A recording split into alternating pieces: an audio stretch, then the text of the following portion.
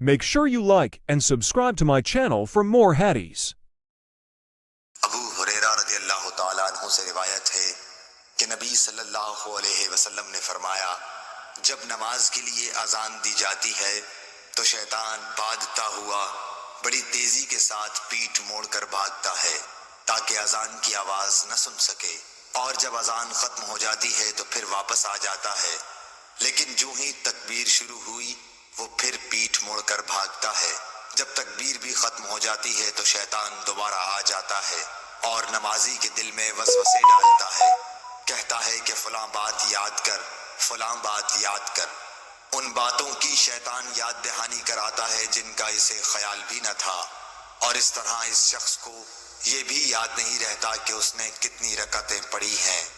صحیح بخاری حدیث نمبر 608۔ اللہ تعالیٰ اس کے چہرے کو روشن کرے جو حدیث مبارکہ سن کر آگے پہنچائے۔